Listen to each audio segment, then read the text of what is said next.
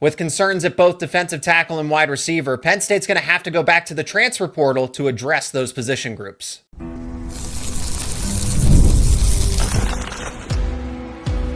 You are Locked On Nittany Lions, your daily podcast on the Penn State Nittany Lions.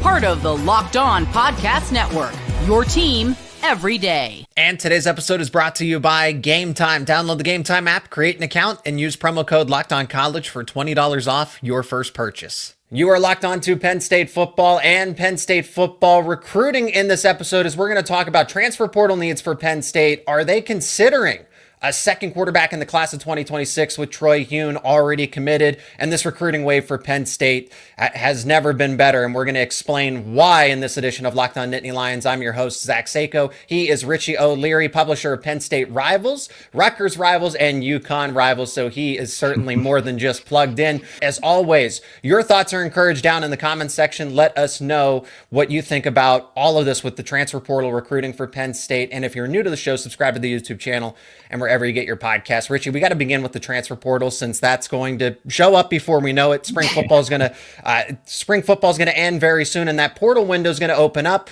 Hopefully Penn State doesn't lose anybody, but at those position groups, I think defensive tackle is the most concerning. People are going to point to the wide receivers. I just don't think that wide receivers, they don't need to be elite because of everything else that Penn State has in this offense with the tight ends, the offensive line. Oh, and you got your two elite running back tandem back with Nicholas Singleton and Katron Allen. So there isn't pressure for the wide receivers to perform. However, at defensive tackle in a 4-2-5, look, if Zane Durant goes down or Alonzo Ford doesn't return to 100% right away, you have a problem. Yeah, no, I mean, it's spot on. We could start with defensive tackle. There's really not a whole lot of experience behind those guys. I mean, you have Caleb Artis, you have Tyreek Blanding, you have Xavier Gillum, who's probably might be better than the other two. And he's only a redshirt freshman. At least at this point, yes. Yeah, and it's insane to say that's a redshirt freshman. For me personally, along the interior on both sides of the lines, this can go for actually. I don't like to see guys out there until it's at least year 3, whether that be year 3 as a junior or year 3 as like a redshirt sophomore. These guys need to develop. They need to get their bodies right. They need to get the strength up because it is a dogfight in those trenches nonstop. Absolutely. Every single snap. So you're going to have to go look for one. Owen Wafel came in, and I think he's solid. I think he has a high ceiling, but he still has to develop a little bit more. It's a guy that's, again, only in his second year as a redshirt freshman. Didn't play. I think he actually played like 5 or 6 snaps last year with Michigan, but still redshirted. Some of the other guys like Cook, Liam Andrews. Liam Andrews was going between offensive and defensive tackle. And he dealt with injuries last season too. Yep, injured. Tyreek Blanding, I think, is developing nicely. I think he's going to see some serious snaps this year because not out of just necessity, but I think he's going to be a dude down the line. Caleb Artis is now in year 4. It's kind of make or break time for him. If you're not making moves this spring, you're probably going to fall down the depth chart, and you're probably going to, we were just talking about it, enter the transfer portal. So it's kind of going to be interesting to see what's available in the portal too, because this spring window is always a little bit less valuable than that original portal window, but you could still find a couple dudes here or there, even if it's a stopgap for a single year. An Alonzo Ford type who had 2 years of eligibility when he came in. Maybe someone like him comes in, and then like you mentioned, Alonzo Ford hasn't even been healthy, so we really don't know what you're getting out of him either. So for a defense that has arguably the best defensive coordinator in the country, expected to have a damn good defense again, despite losing Abdul Carter and other guys, you have to find one, at least, I think, this portal cycle. Zane Durant has, I think, superstar potential. I really do see him as a fringe All-America caliber player. I mean, at one point in time early in the season, he was graded out as the best defensive tackle per Pro Football Focus. And you get him back with another year of experience and starting experience as well. But with the uncertainty around, look, I'm optimistic, and I want to say, hey, Alonzo Ford was playing some really, really damn good football a season ago when he was healthy, but he continues to deal with injuries.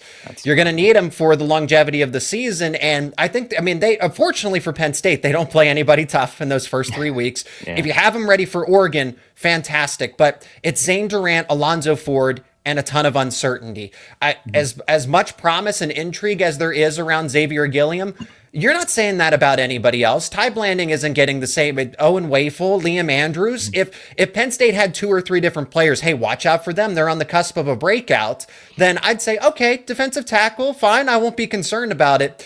But I really do think that Penn State might want to consider going and they were targeting David Blay in the winter transfer portal window.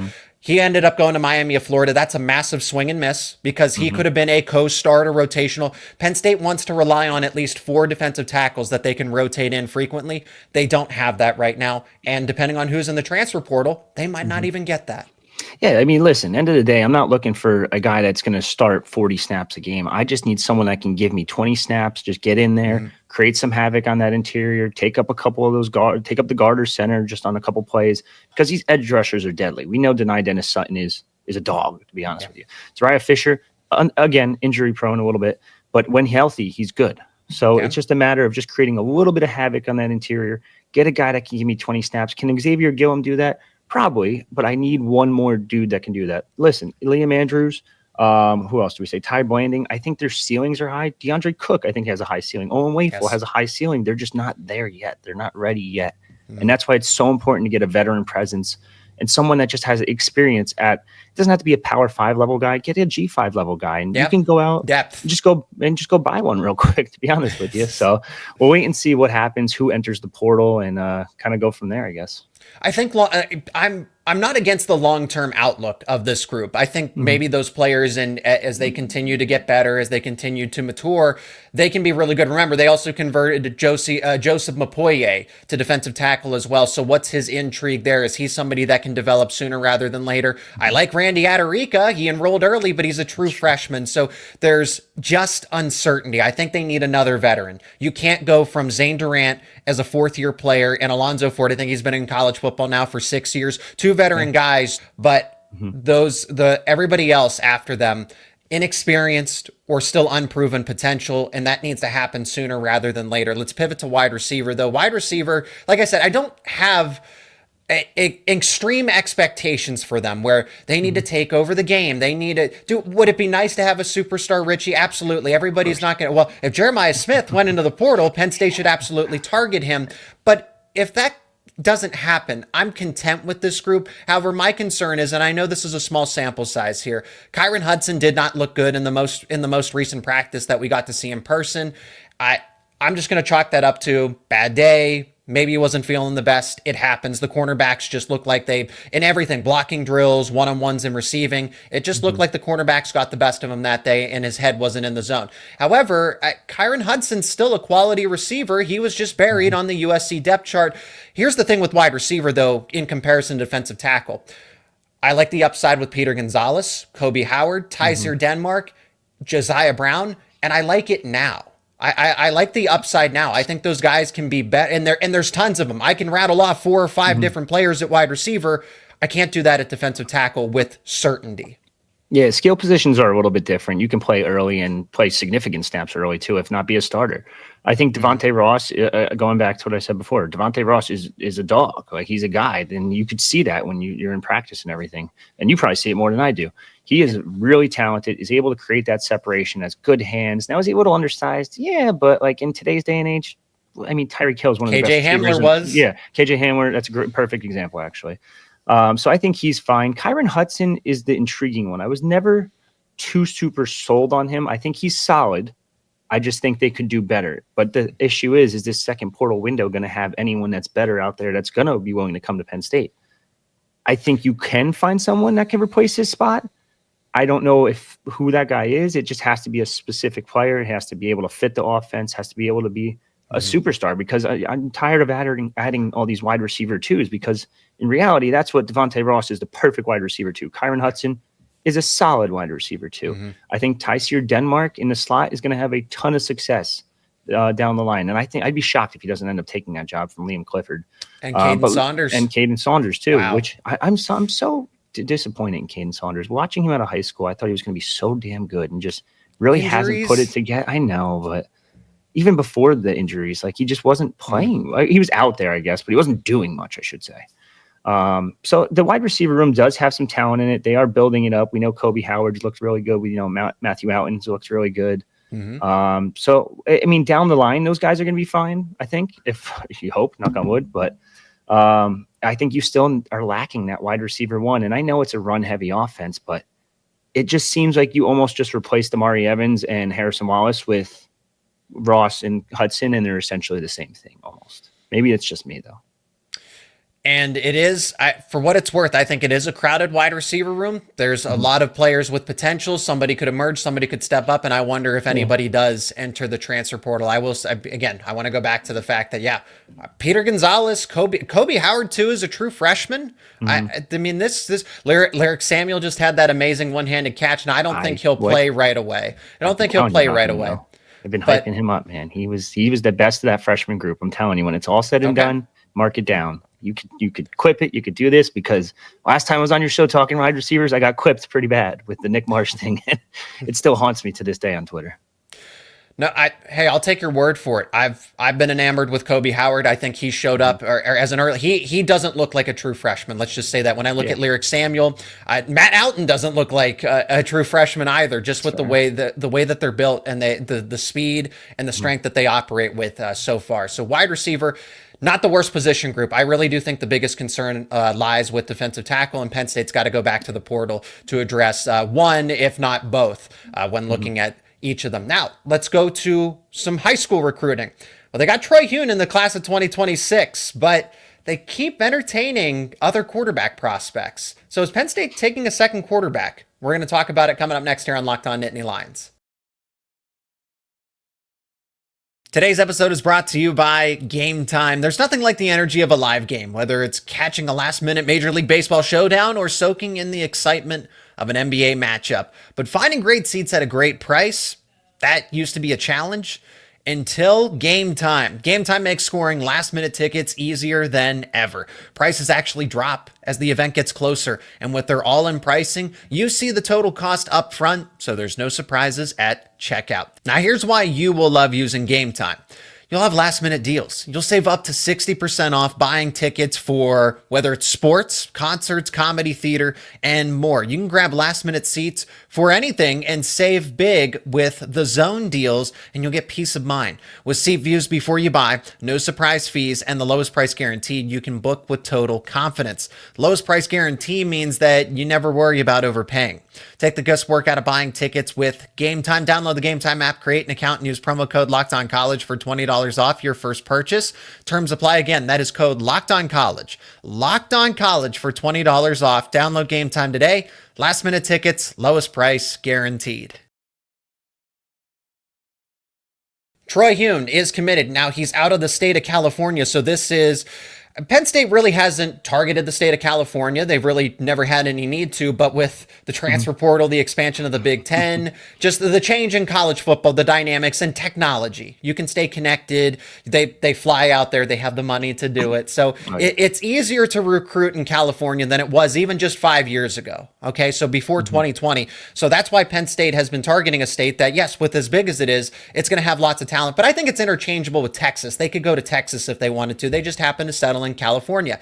Anyway, Troy Huhn is far away, and Penn State, well, I just find it intriguing that they still continue to recruit Peyton Falzone. He remains uncommitted. He's a four-star quarterback, across the board consensus, one of the top players in Pennsylvania, and I just think it's interesting with Huhn. Look, I'm not a recruiting expert myself in terms of high school evaluation. I'm not afraid to admit that, but you can look at the recruiting rankings, and Huhn took a step back. He regressed in the rankings. His junior season was not the best, and Peyton Falzone continues to get better and better and better. So, Richie, I think it might be worth Penn State trying to see if they can get Peyton Falzone as an in-state Pennsylvania quarterback to join this class of 2026. Yeah, so it's interesting. He's had a very unique recruitment where he was being recruited by a couple schools as a quarterback, and that's why he committed to Virginia Tech originally. But Penn State liked him as a tight end because he is a superstar athlete. Like, he can kind of do it all. Tyler Warren and Luke Reynolds had that same. But now it's a little different because now all of a sudden he starts developing a little bit more and more. He's working with Brad Mandelier, who's worked with Drew Alar, Grunkmeyer, Ryan Montgomery. The list goes on and on. He has a ton of different Power 5 quarterbacks that he's worked with over the years. And he's even raved about his mechanics and how much he's just developed this offseason alone. Now schools are starting to pursue him a little bit harder as a quarterback. Even Penn State's starting to look at him as a quarterback. They've always wanted him on the team, and it was more of like a figure it out later type of situation. I see. Now it's starting to shift from tight end to quarterback recruiting for them. Do they want a second quarterback? They try to do this every class. They always want to get 2 quarterbacks every cycle because it's just the way of the world now. And it's the so portal hard exists. Yeah, and it's so hard to keep a QB room of 4 scholarship quarterbacks. So that's why I'm so impressed as Penn State's been able to do that for the past couple years. A lot of Power 4 programs nowadays have 3 minimum or 3 maximum, and that's it, because kids just don't want to sit. So they want to go play, whether it be FCS, G5, etc. I think he's super talented. I think it's at the point where we have to start considering that Peyton Falzone might end up being better than Troy Huhn. I know a guy that does film review out in California, in the San Diego type area. And he's told me that Huhn's probably not, I shouldn't say not probably, is towards the lower end of all the Power 5 quarterbacks in that region. He didn't have really that good of a junior year. It was okay. It wasn't great. I think he put up around like 1,700 yards. It was like 12 touchdowns, like 6 or 7 interceptions. So it's not phenomenal numbers for a guy that was a top 100 quarterback or top 100 prospect in the nation at one point. He's dropped considerably in everyone's rankings. It's not just ours. Can he still be that talented? Yes, I'm sure he still has that talent around, or has that talent and that capability, but he hasn't been able to really show it on the field. And that's where it's a little bit concerning now. So you see Penn State start to up the ante a little bit with Peyton Falzone, and he was on campus, last week, midweek, I think it was. So, I mean, Huhn was this past week too. Yeah. So in an ideal world, you get both from the campus. Yeah. That's it. Just let them compete it out, let them compete, fight for the battle, fight for the job, and go from there. But it is definitely something you have to start monitoring, because Peyton Falzone is starting to get interest from all these different schools. He already has OVs set to Iowa and Utah. He's looking to schedule one to Rutgers. He's looking to schedule one to West Virginia. He has an unofficial to Ohio State coming up too. So when you see Ohio State on that board, it's kind of like, all right, well, maybe it's not just me that sees it. Maybe the Buckeyes and Ryan Day sees it too. Like, he's got a ton of talent, and then that athleticism is unmatched. Yeah. As we all know, Iowa is the precedent for a quarterback factory and quarterback development in college football. But recruiting is about relationships. Relationships matter. The connection that you build matters.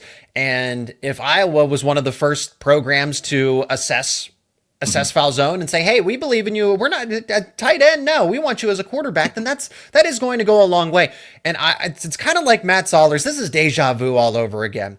Zollers going to Missouri. This is another, hey, the central Pennsylvania, eastern side of the state, right? And Zollers should have been a home run, a slam dunk, I should say, a slam dunk for Penn State, and he wasn't. And then now Falzone continues to move up the rankings. I know you have your quarterback. I'm not saying that Penn State should push Huhn to decommit, but you're kind of in a situation now where you do have Huhn committed, and it might cost you Falzone in this recruiting class, when at the end of the day, Falzone might be better. Yeah, I think it's a tough situation. It's very tricky. I'm glad I don't have to make the choice here, because I don't have $1 million contract on the line. So it is definitely interesting to see what they're going to do. Like, if Peyton Falzone goes to Utah and balls out, cool, good for him. Keep him out of the Big Ten. Yeah, he goes to Iowa. It's kind of a little bit of a kick in the, you know what? And it's like, all right, well, damn, like, he did it at Iowa. Still not the worst situation. He does at West Virginia, same thing. God forbid Ohio State does kick the tires on him a little more and does land him, and he does produce at Ohio State. That's really when you're like, that's Terrell Pryor all over again. What did we just do? Like, why did we not push this kid? So I think that they should go all in on him. I don't know if it would come to the point of pushing out Troy Huhn in the situation. I would try to just do whatever I can to try to land both these guys.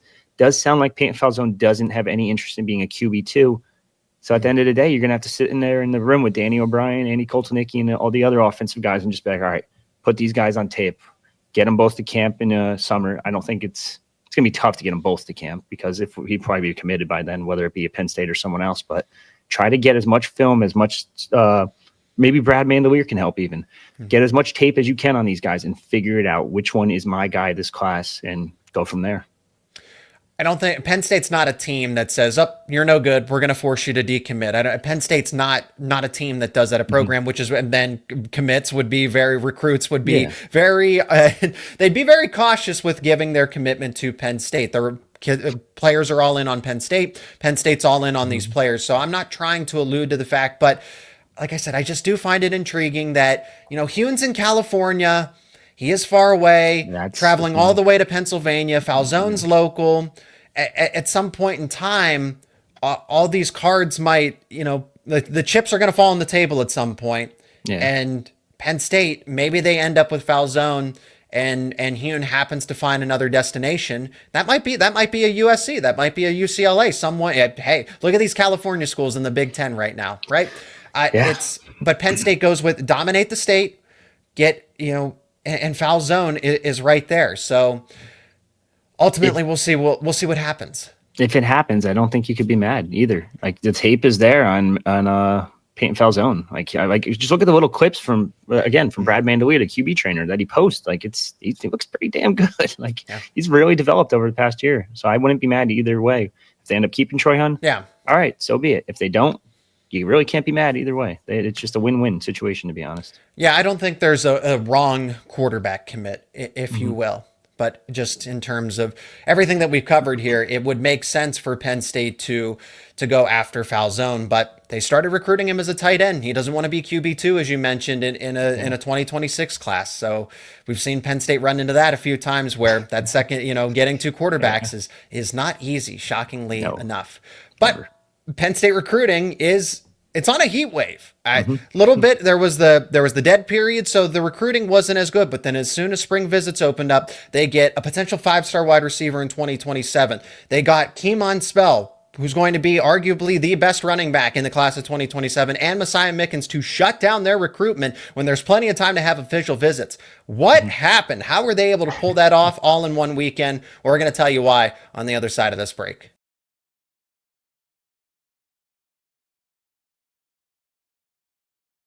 Penn State had a phenomenal weekend recently between getting Khalil Taylor. I know it's the class of 2027. Oh, well, he'll decommit at some point in time. He's committed right now. But you had Kemon shut down his recruitment. He's also in the class of 2027, and he's a top 10 caliber player in the nation, period. And then Messiah Mickens, who was, going back and forth, North Carolina, Notre Dame, J1 Sider was working overtime to try to flip Messiah Mickens and Kemon couldn't do it. And now Penn State has not only secured their recruitment by having them shut it down completely. Richie, with the way that Happy Valley United was reacting to all of this, they were pretty vocal about this. It seems like Penn State has figured out its NIL. Yeah, it's starting to sound like that. Just putting your ear to the ground around State College, and you're starting to hear rumblings that Penn State has got it together, and it took a lot longer than it probably should have. 5 years. Yeah, that's I can understand the 4 years. Just to be cautious at first, because no one really knew what NIL was, and now it's just been the wild west for 4 or 5 years, like you just said. It's just crazy now, and I don't think it's changing anytime soon, to be honest with you. It just seems like the NCAA can't really do anything. So it's just everyone, if you got money, you got money. You can buy recruits at this point. They're very open about it now too. Like revenue sharing is essentially just spending the money to buy a player. So it's pay to play.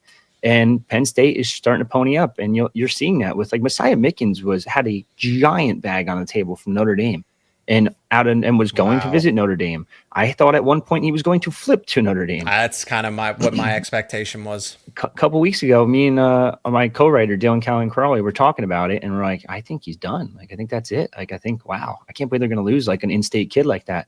A couple weeks go by, and all of a sudden, money comes flowing through, and then it's like, all right, never mind, I'm staying, I'm good to go. Kemon, same thing, was getting pushed. I wasn't as confident he would flip. He seemed like he was all in on Penn State no matter what. Hence why he committed so early. But still, HVU stepped up. Khalil Taylor, huge get, man. I think we have him 187 in the country, severely underrated. I think he should be in the top 100 and really damn good get early on in 27 class, which has the potential right now. And again, knock on wood, to be a top 10 class when it's all said and done between the commits they already have. Top 10's conservative, in my opinion. It's I don't like to throw crazy numbers. They could be top five.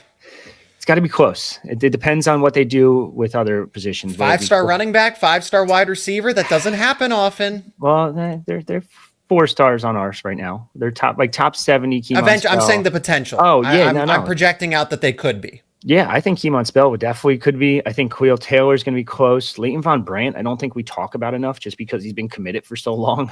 It's insane. Yeah. So he says he's going to be a 5-star. He's speaking it into existence. That's fair. As long as the money's there, they have the potential to be a top 5 class, but you need to pile those on top of class. So I don't want to get too far ahead of myself because 2026 is still in full swing too. And they just landed David Davis, who's pretty damn good in his own right. And no one's really talking about him just because everything happened in such a quick whirlwind of events where it's like Messiah Mickens reaffirms his commitment. Kemon Spell reaffirms. Khalil Taylor commits, and everyone forgets David Davis, but he's a damn good DB out of Pittsburgh. He's just been injured. That's why he's rated as lowly as he is. Mm-hmm. I think he should be a 4-star when it's all said and done, as long as he's healthy and proves it out there. But either way, this is huge for Penn State. This is huge for the NIL. This is just huge for the new college football recruiting landscape that it is. So I think Penn State's going to go on a heater these next couple of months. And they already kind of started on one last weekend. So yeah, let's go back to 2026 because that is the more, obviously, in a timely manner. It's the more pressing. It's the more pressing class. It's what has your attention.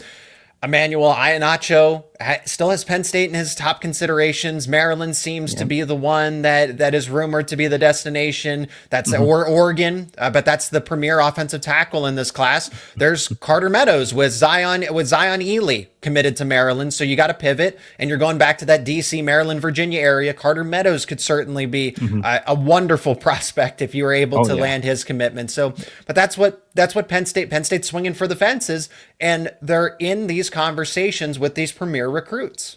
Yeah, I mean, it's going to be interesting to see what happens over not even these next couple months. I should just say these next couple weeks. They have a bunch of kids coming to campus. Carter Meadows was actually on campus on the 25th. I think they have a good shot there. He's very high on academics, so a lot of people keep saying watch out for Northwestern as a sneaky team there, which I get. You can never fault the kid for going to Northwestern at the end of the day, and that's just my opinion, just because it's such a high academic institution, and you still get high major college football with that. I think of Stanford like that. Same thing. Yeah. Between those two, I can really never get mad at a kid for choosing that because you're basically in the Ivies, but you're playing big time college football too. Is it good college football? That's up for debate, but that's neither here nor there. But I do think there's a good shot there. Emmanuel Nacho, they're going to be right in it to the very end. I think this one's going to drag out all the way to signing day. Could he commit in the summer? Even if he does commit in the summer, it's still going to drag out. He's just super, super talented. That one, mind you, despite Penn State getting a nice little NIL slush fund now, is still going to cost you an arm and a leg. It's going to be a lot of money for him. Hence why you see Oregon so heavily involved there, because they're just going to throw a crazy bag. They're going to do whatever it takes to win a championship. And that's where Penn State donors have stepped up recently, and they want to do whatever it takes to win a championship. And I think that's going back to that a little bit. I think that's the big reason why people stepped up, is that when you see, it's funny because when Michigan won, that's what it took for Ohio State to step up and put their NIL slush fund and get the team that they'd had last year together. When Ohio State won, now it's like, okay, we just saw Ohio State and Michigan do it. Now Penn State's looking at each other. Hey, we got to get the money together and put it all together and build a team. Or we're going to be left behind. Exactly. So, but going back, they're hosting a 26 running back in Brian Bonner next week or 2 weeks from now. Actually, take it back, April 8th. So yeah, next week. And he's a top 50 kid in the class. They're just going to keep piling on in this recruiting class, it seems like. And I don't want to say top 10 just yet, but you're going to be very close on the cusp of it when it's all said and done, I think, just because they're just landing top ranked kid after top ranked kid. So we'll wait and see if that happens this spring. I think you'll see a couple kids start to trickle in terms of commitments, but it's more going to be these summer official visits, or I guess it's technically not summer, it's late spring, but I don't know. It's so weird because you say summer, I hear June, I think summer, but I think that's when you're going to see a lot of these kids commit. And I think that's when you're going to see Penn State probably bordered at top 10, top 12 range of recruiting class. That's going to do it for this edition of Locked On Nittany Lions. Again, let us know your thoughts down in the comments section, whether that's about the transfer portal or Penn State recruiting and the hot streak that it is on. That is Richie O'Leary on the other side. He's the publisher of Penn State Rivals, Rutgers Rivals, and UConn Rivals. You can check out his work down in the description. Thank you so much, everyone, for checking out this show. Richie, thank you so much for the time and the insight, as always. Yeah, no problem, Zach. Anytime.